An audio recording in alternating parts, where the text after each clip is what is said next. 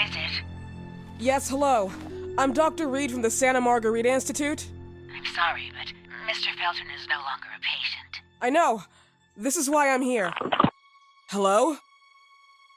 Anyone?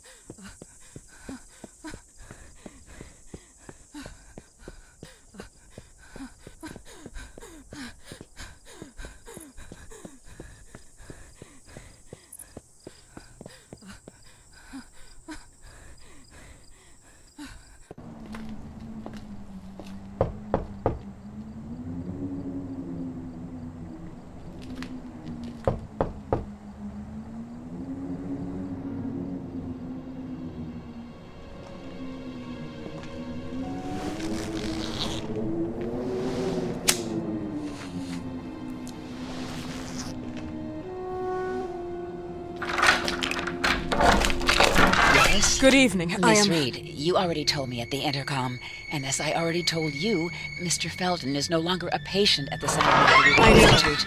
I came here voluntarily, outside the Institute. So what do you want? I am personally re-examining your case. Causes, reagents. I strongly believe there are alternative ways and probably other experiments that are worth a try. I am fighting with the Institute to recognize there are other adequate remedies for your husband's pathology. Oh, no, please. I'm just assisting him. I'm his nurse. I didn't know. It's okay. I suppose you want to talk to him.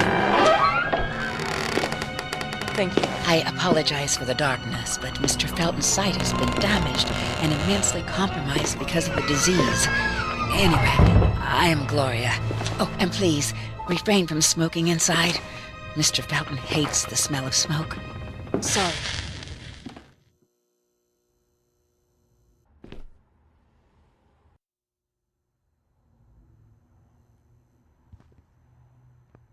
Please, this way.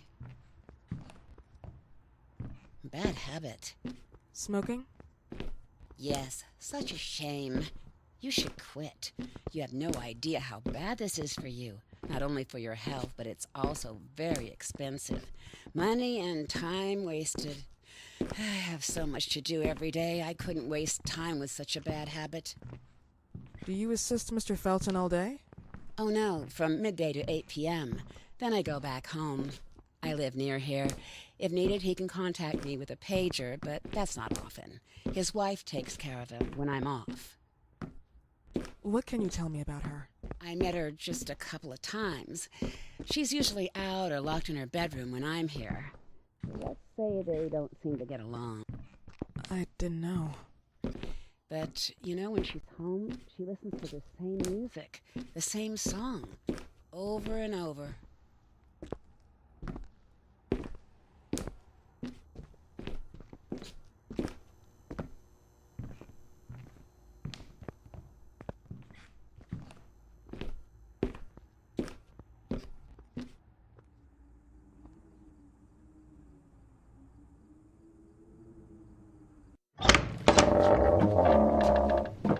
This way, please.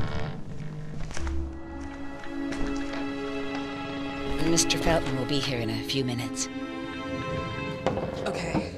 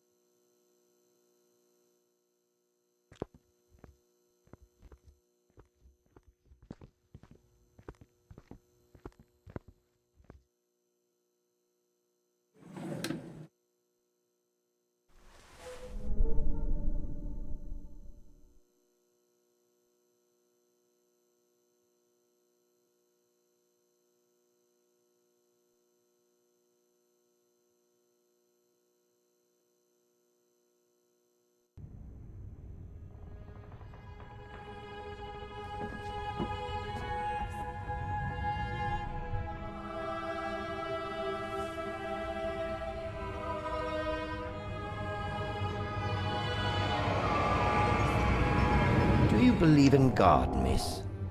Well, it would be too easy, wouldn't it? I believe in people's willpower.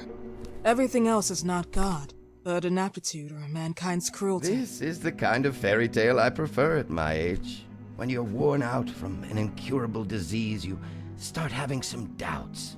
Why is there so much life in such small but lethal creatures? An arbiter, that's all we need. For what? It's wrong and crazy. It's human nature. That same nature in which we are equals to those ants eating each other. But, pardon me, I forgot my manners. Please, sit down. Dr. Reed, I suppose? Sorry, Mr. Felton. Pleased to meet you. So you already met Gloria? Yes, she let me in. She's a great reference, extremely hardworking, but back to us. I don't recall seeing beautiful doctors like you at the Institute, Dr. Reed. I am flattered, Mr. Felton. I arrived at the Institute just a few months after you left. And you left because? Inadequacy of the sanitary treatments within the structure. That's right. And in a few words? In a few words, they didn't know how to treat my case, and they left me there to die. But it seems that other issues took over. I once or twice refused to go through exams. Mr. Felton, is there anything I can do for you? Oh, Gloria. Yes, see if Dr. Reed needs anything. Oh, no. May I offer you a cup of tea or coffee?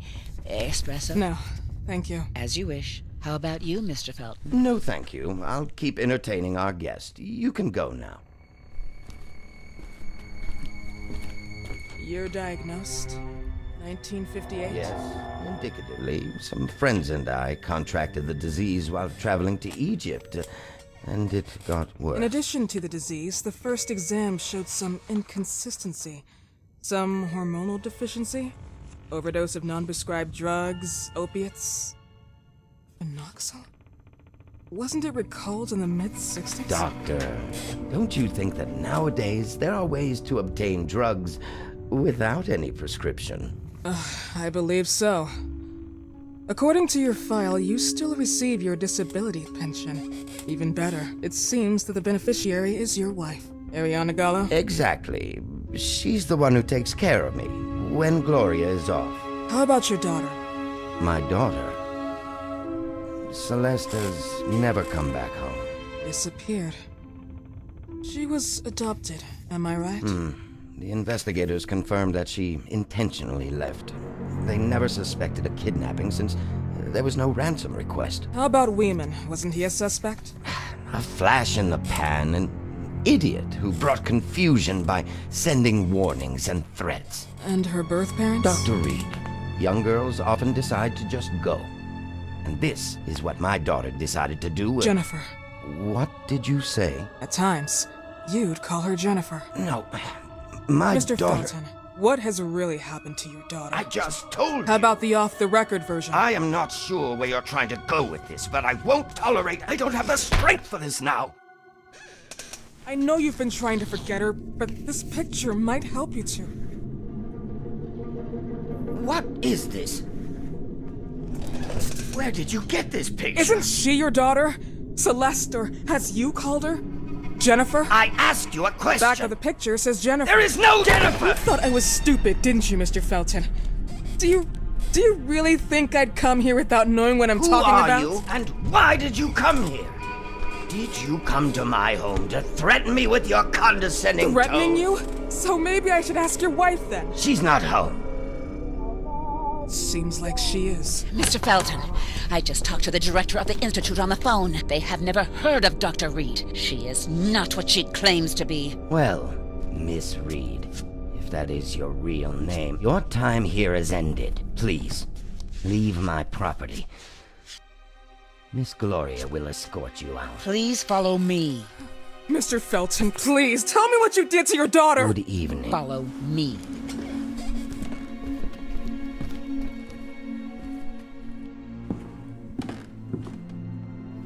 Mr. Felton.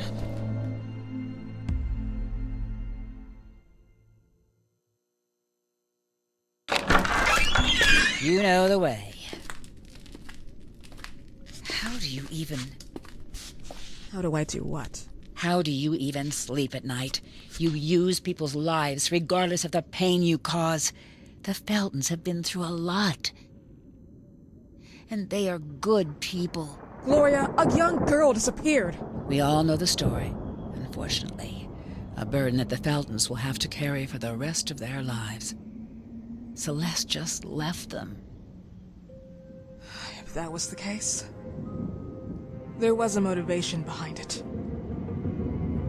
And it threatened her life.